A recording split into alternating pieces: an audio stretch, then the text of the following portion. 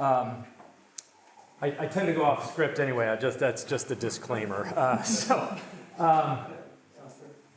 I mentioned that I was very glad that you went first. I thought that set the table very nicely because the way I approach this topic, and I'm going to probably change the title of it, but the existing title is Intelligence, Community, and the Possibility of Shared Belief in a Fragmented Age. I think that hits the theme of the conference. I don't think it's quite as specific as I want it to be, but I want to just say that I think you've set up kind of the problematic very, very well.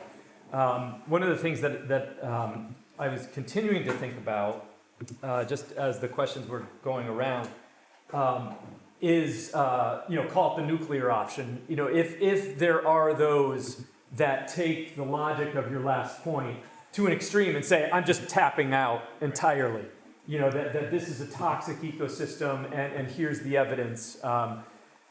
Or maybe call it, I spent 8 years of my life living in relatively close proximity to Amish communities, and so it's a kind of Amish option. We're gonna tap out. We're gonna not participate in a toxic environment. My own position on this is that there may be, and you alluded to this, there certainly may be, in fact, probably will be.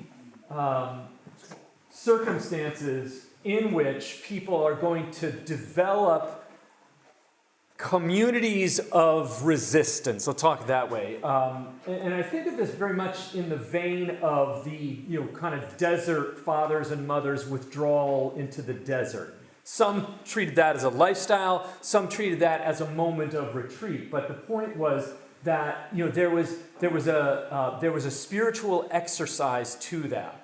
So the book that I'm working on, that this is part of thinking through, has very much to do with thinking seriously about spiritual exercise in our current context. Toward what purpose, toward what end? Why would we want to rethink the notion of spiritual exercise? And again, what's in the back of my mind, this isn't even the foreground of this paper, but what's in the back of my mind is that if we are looking at problems either new or next version, Andrew, your question I think was very, very good, is what's happening now, just the next iteration of challenges that human beings have faced with regard to technology, or is there something really different about this moment? I have to say that there's part of me that is inclined towards your concern about that there's something about the encroachment of the current technological atmosphere that to me does, minimally it raises the stakes. And minimally it expands the reach so that the so-called Amish option here is maybe not even as possible as it might have been at one time. So in this context, spiritual exercise becomes, again, it's a practice of resistance. It's a practice of withdrawal with an end to somehow returning to transform in a positive way. And there will be a direction that also moves towards Cosmopolis that you were suggesting. Lonergan himself, big picture. I mean, big picture of Lonergan's thought is that this is somebody who was deeply, deeply influenced by Arnold Toynbee's model of withdrawal and return. I wrote another piece about this. I can share it if anybody's interested. But the basic idea being that, in his language, withdrawal is for return. That withdrawal from a toxic ecosystem ultimately is to yield some kind of positive return and transformation of that ecosystem. To me, the biblical image is leaven. Okay, the biblical image is leaven. So this is just, again, sort of a picture of what I'm thinking about that's in the background of this piece. So now we'll actually start it. I'm not going to dwell in great detail. In fact, I'm going to move through these relatively quickly. This is one thing I like about a conference like this, that other people in the room have already said very well some of the things that I wanted to say. So, Greg, where are you? You started off very, very well. Thank you. Hit a lot of good points. That very careful exegesis of Insight, chapter 20. I similarly worked through that. I'm not going to repeat that. I think a lot of the points, George, that you just touched on, again, were part of the background of my thinking. So I'm actually going to spend more time on the back half of this paper, but I'll at least gesture in the direction of some of these early slides to at least kind of set up where I'm going. All right, so let's start with the fragility of belief. Again, none of this is new. In many ways, this is the setup of the conference as a whole. I will say something about that first box. To me, this leapt immediately to mind and provides something of an entree to some points I'll make about the distinctions that we get from Plato and Aristotle. So in Republic, Socrates observes that belief exists in the space between ignorance and knowledge. Okay, so it's not quite ignorance and it's not quite knowledge. It's something, it's a tertium quid if you want, all right? It's something else. So if we're going to be thinking responsibly about belief, and again, several of us have already highlighted these nuances, we're trying to get our hands around, well, not just what does belief do for us, but what is it actually? You know, and again, this jumping off point is that it's not the same as ignorance, at least in one view of it. So let me kind of move this along, and I'll come back to that shortly. Here, really, this is the part that I think very much builds on this. So I'm not going to repeat it. I'm just going to observe that Lonergan himself sets up if you want, a metaphysical structure with regard to belief. And this is an existens and aggiornamento. And he maps meaning according to the categories, the elements of metaphysics. Okay, so potential, formal, actual, potency, form, act. All right. So this is a very deliberate move by Lonergan to use those metaphysical elements to say the following: that potential meaning is involves a common field of experience. So what I want to do is I want to think along the lines of what George just gave us. All right, and say, well, okay, if this is correct, if more and more our social reality is constructed digitally, okay, not totally, okay, and again, I want to be thinking about in what ways is it not, the IRL is still important to us, okay, so we want to think about that, but if we think along these lines, we want to observe that if potential meaning depends on a common field of experience. To me, that raises the question, as you alluded to, about attentiveness. What are we attending to? So I'm very privileged to be in a seminar room at Boston College with Fred Lawrence and a lot of other very smart people. Andrew's there, Greg's there, Pat Byrne is there. And again and again and again, Fred would point to Lonergan's own conviction that attentiveness is the hardest thing. Attentiveness is the hardest thing because it's the question, well, what are you paying attention to? And if what you're paying attention to are avatars, okay, we can follow that logic. That's a problem. All right, and remember, that's at the level of potential meaning. He says it becomes formal when there develops shared understanding. All right, and so my observation is, really, you could even say that this is blocked in some way, but there's a real block here, because of the reasons, again, I think that George has highlighted very, very well. There is not, in this digital space, or very often within this digital space, there is not the development of formal meaning, let alone the more specific acts of meaning, shared judgments and values. Okay, so this is a disruptive ecosystem, let me rephrase that. This is an ecosystem in which disruption is certainly very common and to be expected, and certainly calls for significant thinking about how to address it and ultimately how to be healers within it. All right, so this, by the way, is also drawing from a piece I recently published that's titled The Healing Minority. And I'm thinking along the very same lines of this idea. What does it mean to be part of the healing of a social ecosystem that looks like this, or that has this kind of interruption, this kind of block within it, okay? So I'll just observe that if we look at this historically, this is a big, what's the right word here? There is something really new going on. Now, again, with the caveat being, I think Andrew's point about is this actually new, or is this like, is this really different? So belief in even ancient Cree history, parent to child or friend to friend exchanges of practical wisdom. Okay, here's how you fish. Here's how you hunt.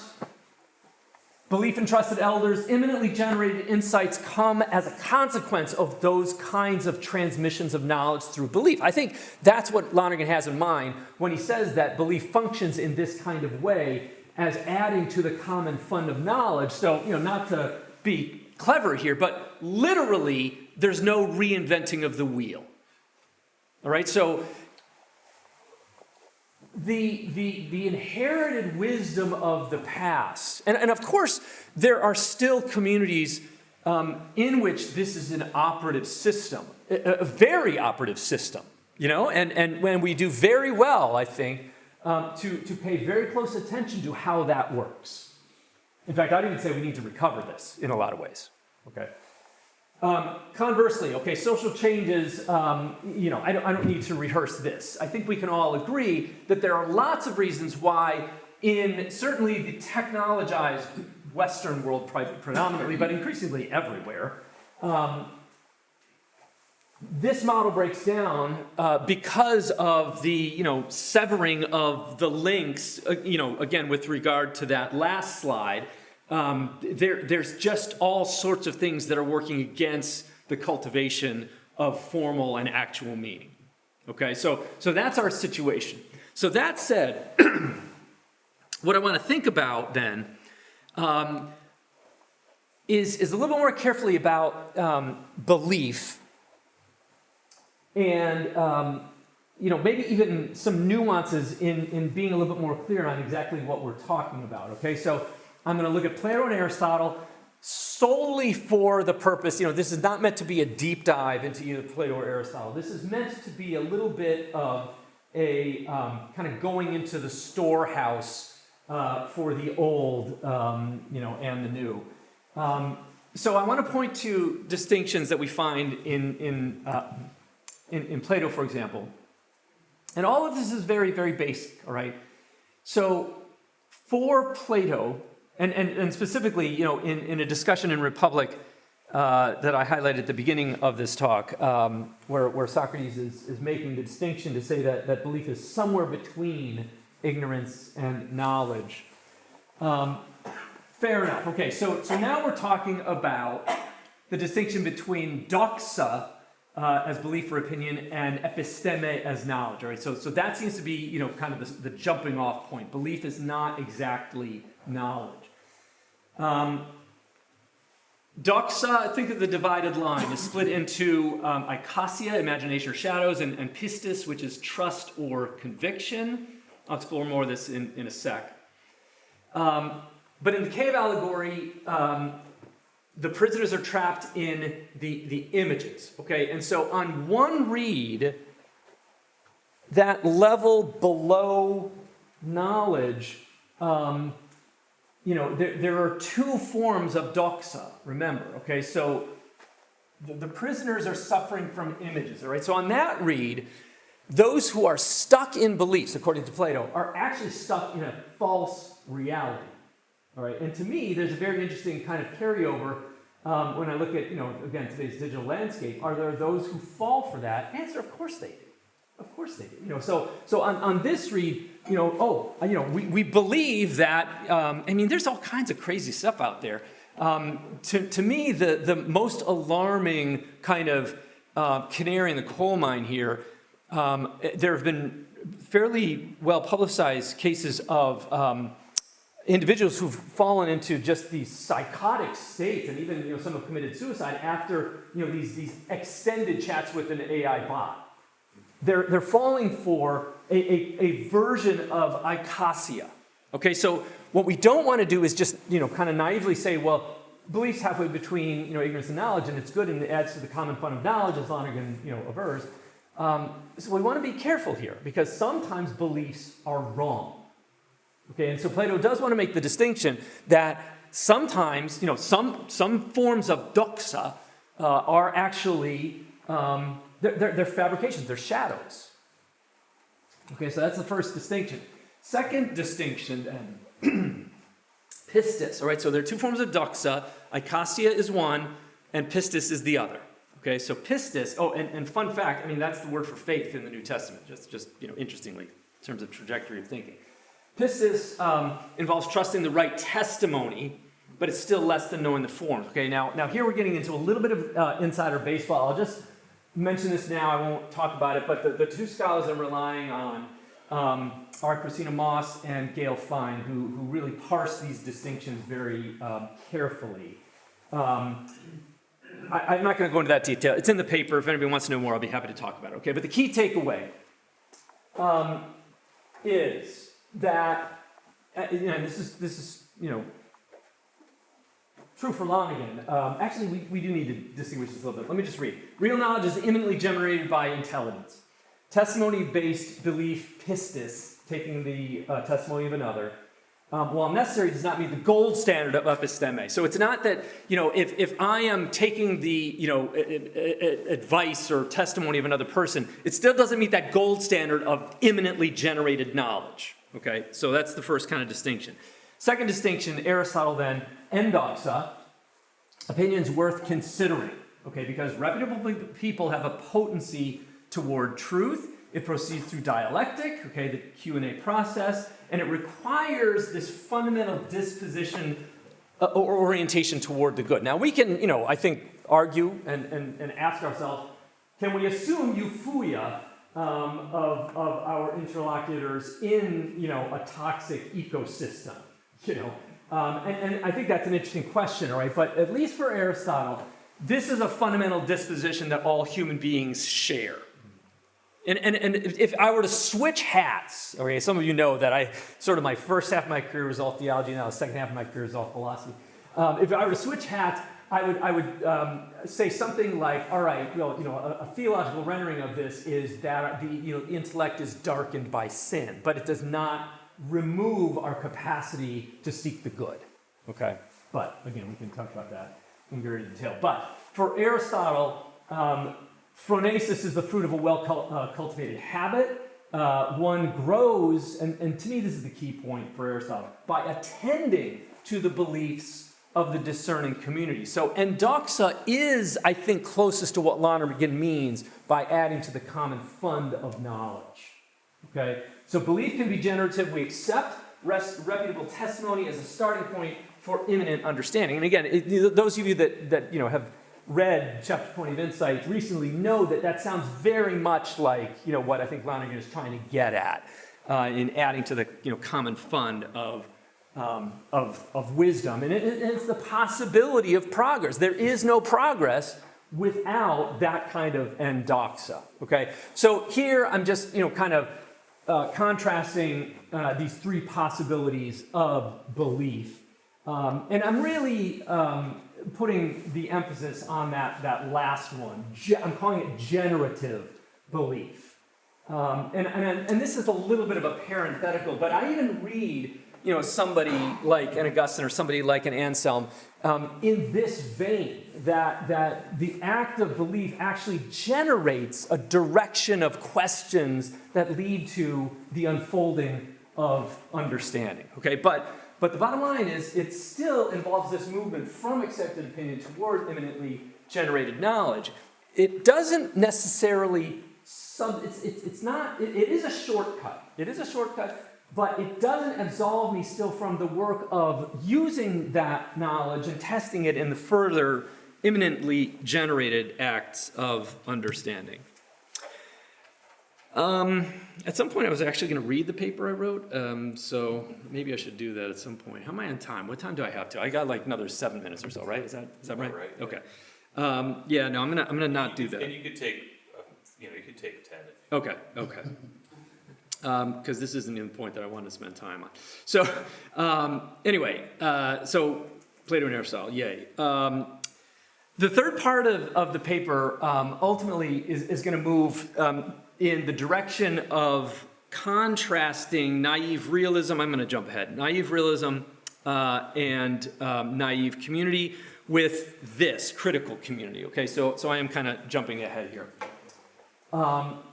So we've seen, again, in previous papers, more or less what Lonergan is trying to get at, that community is constituted by meaning, again, in that way that I was pointing to earlier in his essay, that it moves from the common fund of experience to common understanding to then shared judgments. Critical community, what distinguishes critical community from naive community, I'm claiming, is that it moves in the direction of being healing and creative, right? And here, obviously, I'm drawing from his essay, Healing and Creating in History. So again, my question mark is, well, what does that look like? What does a critical community look like in contrast to, let's say, the naive forms of grouping, let's say, that you find in the contemporary digital environment. Okay, so here is, in fact, where I'm going to do a little bit of reading so I can get to some of the distinctions.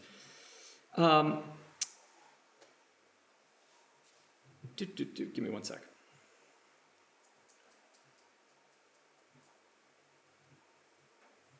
Okay, so a critical community can be described as a community of critical subjects characterized by reflective intersubjectivity and a shared commitment to healing the mischief of decline and fostering creative growth in history. It is, to borrow Lonergan's language, which he in turn borrowed from Arnold Toynbee, a healing and creative minority.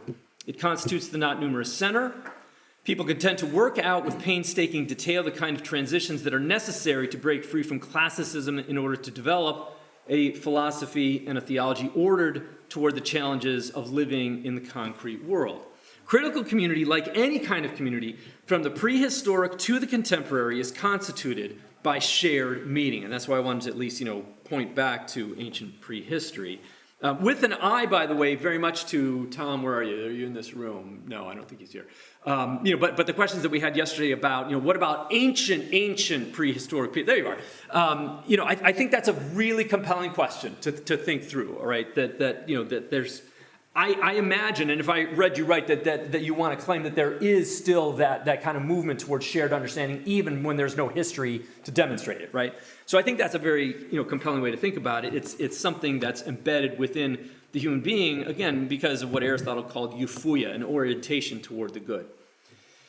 So the control of meaning, characteristic of critical community, arises from the transcendental precepts. In fact, if we are to be precise, we must distinguish the terms groups of people and the more precise term community. There are groups of people on the average subway, but they are not a community. There are groups of people who share a geography or a bloodline or a political affiliation or, let's say, a common digital space, but they're not a community. So if we return to Lonergan's observation noted earlier that common meaning is potential, formal, actual, okay? Then we can observe that community in the more precise sense that I'm suggesting arises only when there is authentic intersubjectivity. So it might be worth observing here parenthetically that one way of looking at the picture Lonergan draws for us, and this is something I would invite us to consider for a moment. On one look, the rule is chaos, and the exception is community. Okay, on one look, the rule is chaos, and the exception is community. Okay, so just consider that for a moment. That's on one look. Okay, so in a world of emergent probability, social surds are to be expected. In the context of his approach to the question of God, though, in the Method and Theology, Lonergan raises a challenging question. He asks, is the universe on our side, or are we just gamblers? And if we are gamblers, are we not perhaps fools, individually struggling for authenticity and collectively endeavoring to snatch progress from the ever-mounting welter of decline? Love that phrase, welter of decline. So again, that's kind of cynical. Now that's one way of looking at Lonergan's position. But lest this be condemned as a counsel of despair, let's note that in the long run, Lonergan's view is a hopeful one. The very capacity of the human person for self-transcendence is, in fact, the groundwork for the emergence of authentic intersubjectivity that constitutes community. Everybody with me? Okay. So human beings can dwell within a common field of immediacy, potential meaning, and their attentiveness and intelligence can open them to the possibility of fruitful dialectic, leading to the formal meaning, and a dialectic that unfolds within a field of feelings emerging from care is likely to yield shared judgments which open them to decisions and actions which are generative, which is actual meaning. Okay, so the possibility is there. Self-transcendence rises to the level of communal transcendence. And I think this is what Lonergan means by progress. So again, self-transcendence raised to the level of kind of communal transcendence.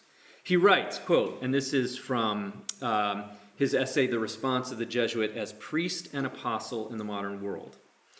Quote, in the measure that self-transcendence in the field of action characterizes the members of a society, in that measure their world not only is constructed by imagination and intelligence, mediated by words and meaning, based by and large on belief, it also is a world motivated and regulated not by self-seeking, but by values, not by what is only apparently good, but what is truly good.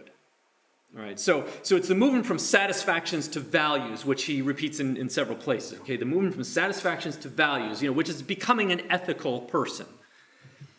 So in a critical community now, and this will be kind of the home stretch, in a critical community, belief functions as the primary way of transmitting and receiving the insights of people worth trusting, in a sense close to what Aristotle means by endoxa.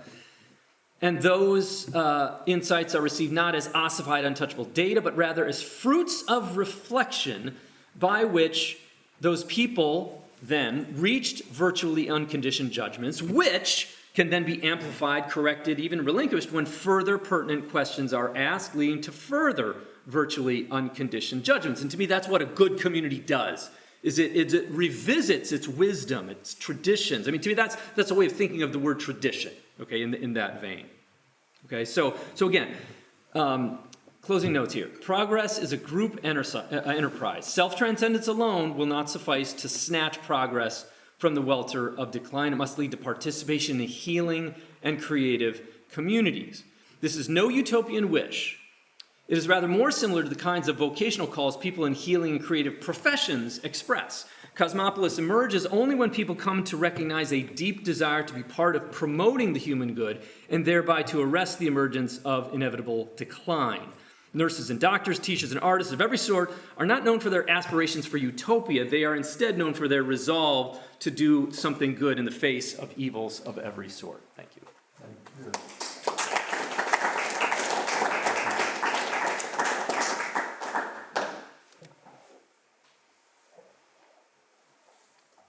Go for it. Thank you, Tim, and I appreciate the insights you gave on the digital challenges and the rest of them, and then how you try to blend that with what actually constitutes right knowledge and right meaning. However, I have a few questions to ask. Some of the problems you identify with digital life or culture, I think also there could be challenges of evolution of the human community. Yeah. Of course, if you go back to the analytical materialism of Karl Marx, you can see that every evolution of the society has challenges. Right. Even at time when people started urbanizing set communities from primitive societies to urban centers, there were challenges associated with them, but it took time and they were here. Some people were also very uncomfortable with digital culture, but after the COVID-19, the world saw that there was a lot of positive things we can take from that development with regard to digital living. Do you foresee a future in which we are most likely going to transcend the challenges of today and to build a more digital community or more digital cosmopolis in future? If you foresee such a world where we hope to transcend these current challenges, including some of the problems associated with underage, getting somehow trapped in the experiments. Right. Do you foresee a future in which it will be better off, a better humanity that will be digital? Yeah, I do. I think reading Lonergan specifically about progress persuades me that progress is a reality. That progress is a reality, and specifically the kind that advances what he understands by the human good. So to me, technological progress is the kind of obvious. The telephone today is better than the telephone 10 years ago. Okay, that doesn't say anything about the human good. And so he's not the first to observe that moral progress and technological progress go in very different paces. But he really does want to argue for, and I would want to argue for, the possibility of moral progress. And so, to me, I could point you to what in my mind are emerging as examples of the discernment that is unfolding. I think I would get bogged down into details, so we can talk further about that. But I guess I just, as a general statement, I would want to make the claim that the kind of social discernment that I'm interested in, which is really the topic of this book that I'm working on, is possible because of what I described as self-transcendence moving to the level of community transcendence, that communities do, as it were, transcend themselves. Obviously, we have to think about, what he calls the differentials, that sin is also a differential, and, so we have to take seriously that reality. But again, big picture, Lonergan wants to claim, and I want to claim, that progress is possible, and that discernment is the means to promoting social progress. Because why I'm asking the question is, in Lonergan's conceptualization of the good. Yeah. This is my thinking that at this moment we are at what I would call the second stage of understanding how the digital instruments work. Yeah. How it's the good of the other. Yeah. How the intelligence network can help organize the world. Yeah. Probably we are still, probably part of this conference, and part of what intellectuals can do. Yeah. We are yet to ascend to the level of building a cultural good around fully intelligence. Exactly right. And I foresee a situation when we get to that level of critical evaluation of the intelligence of the digital culture, that's right, whereby there is a refinement of the good of the other at the cultural level. Yeah. I think there will be a future of decent digital humanity. Yeah, yeah. No, the cultural good has to come to sanitize or refine the operation. Because at this level, scientists are on operation, inventing, generating. But I think critics, intellectuals, philosophers, theologians will have to provide the cultural good for we to get there. I agree. And that's the task of Cosmopolis, to do exactly that. Yeah, because you're right, that left alone, the tech companies are not going to, they're not going to cool this. Yeah, there's no incentive for them to cool the jets. And so what we really are talking about is a cosmopolis that orders the digital ecology. I think that's the way to describe it. And what that looks like, I think, again, I could point to hints of where I see movement in that direction, but that's a tall task. That's going to take some time. Yeah. Please. This is a contextual question. Isn't it the case that hopes of the sort we're entertaining here for Cosmopolis, the healing and creative minority in history, Yeah. and the whole subjective, intersubjective self-transcendence. Right. The hope had been that formal education would make a significant contribution I to agree. that, I agree. that you could take for granted. Yeah. And so isn't the crisis of culture now to some extent located in a crisis in formal education? It is. I agree with you completely, yes. In fact, the second part of this book is going to be about education. But my thesis, it's not fully worked out yet, but it's going to emphasize spiritual exercise as a goal of education. Not spiritual, as a means of education, with the goal being some kind of spiritual transformation. And of course, in a pluralistic world, you can't say like everybody's going to become a Christian or something like that. But what you can do is draw from the more ancient notion of spiritual exercise as philosophy. I'm thinking of Pierre Hadot and others. You know, that you're looking at a training of the soul for, in fact, the article that's coming out in the Jesuit Education Quarterly soon is going to be on civic spirituality. That's the title that I'm giving to it. Civic spirituality. It's a civically ordered spirituality. You know, which is it's a Stoic notion. It's a Cynic notion. The ancient Cynics, you know, taken up by Cicero. Very much taken up by the early Jesuits in the you know, early colleges in Europe. John O'Malley writes about it as the aim of Jesuit education in its earlier days. So to me, that's exactly the direction we need to go in. Please. I love this. Thank you very much. I'm very intrigued by the stuff you did mentioned earlier about the removal for coming back kind of idea. Yeah. You referenced the Desert Fathers, and I've experienced a lot of people talking to me, because I know I've been working on this, that are saying, no, I cut that out, and I don't think that's a permanent solution, right? But in your reference to the Desert Fathers and others, I started thinking a lot of that was done as a way of purification. That's right. That's right. So if the tech companies aren't going to cool their jets, so to speak, right? That's our way to step back, cool our jets, then re-enter. And I'm wondering if you could speak more to how you see what that looked like, how we would reclaim that. You know, what's ironic in your framing of it that way is that, in fact, Silicon Valley is getting religion.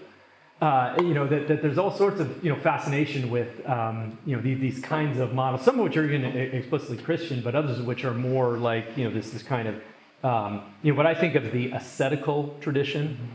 So, and tell me if I'm not hitting your question exactly, but what I'm just envisioning is that, you know, kind of the question that I was asking you, it's easier to talk about the individual level. I can practice, you know, fasting from social media, Right. or whatever. You know, I can do that kind of thing. I can integrate any number of spiritual practices into my own exercise of participation in this digital ecology, okay, ecosystem. So I'm constituting that as a kind of lower blade, and the question becomes, well, what about the upper blade? You know, what does that look like? And my answer, my tentative answer is, well, it's the fruit of social discernment.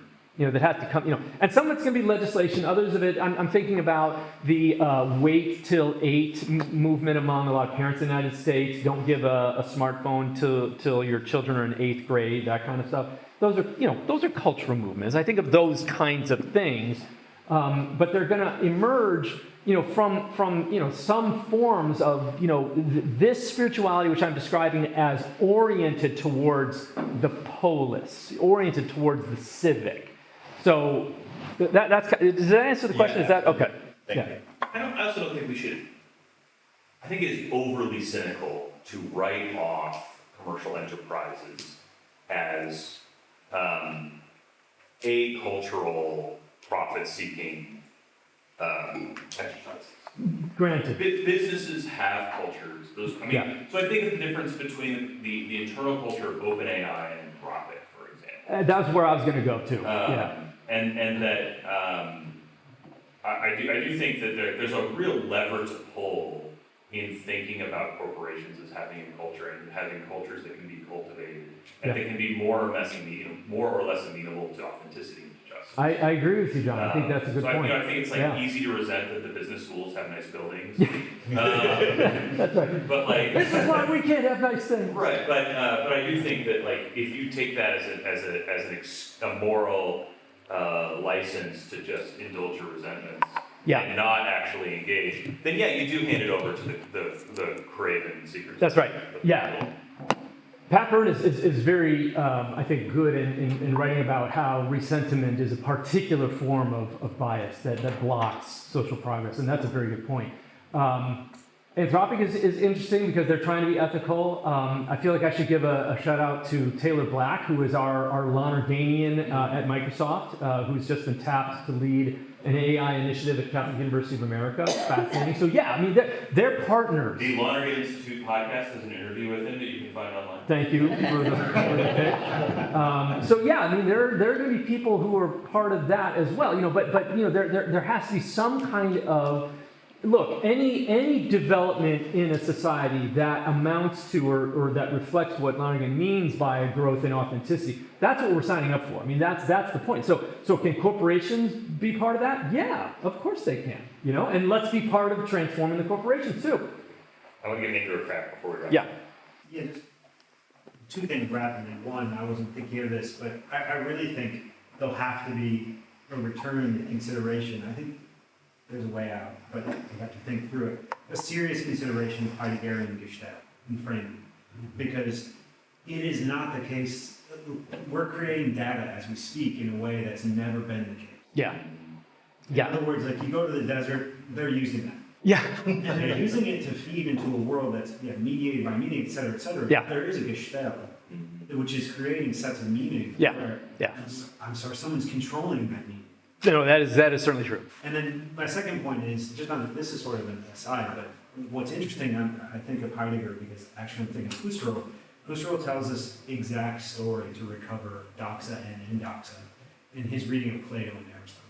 So for Husserl, you have the doxic for Husserl, which is basically the patterning of experience, if you want to use language of Lonergan, which is the validity we take as annehmen, we take up, either traditionally or wahrnehmen, perception, taking to be true, or Wertnehmen, which is a neologism of Husserl, to take values as true. In fact, the word validity in German, the Gültigkeit, Gültig comes from gelten, which means worthwhile. And he plays on all these things, and he finds it in Plato and Aristotle. Yeah. And so he sort of transitions into a sort of phenomenological story. Yeah. So that's, to me, what you're saying is, it would be way more helpful to go to phenomenologically, because that's where it's intentionality. So this is how sense and meaning and value is constituted in horizons. Yeah. And this is why the danger of Gestalt is so important, is because what Heidegger realizes is, wait a second, Gültigkeit is all reducible to microtransactions, as he says. You're not getting out of that. Yeah. Yeah. This is why Nietzsche ruined Heidegger, is because, it's all or something on. Right. Yeah. This is what the digital space feeds on. Right. Right. Now, there's granted, Andrew, I think you're making a great point. There's certainly something to be said about getting the ideas right, but being aware of actually what the ecosystem looks like and who's framing it and that sort of thing. So, I was going to ask you for your. Well, we can keep talking. But we can do this. We can keep talking. Thank you so much. Thank you.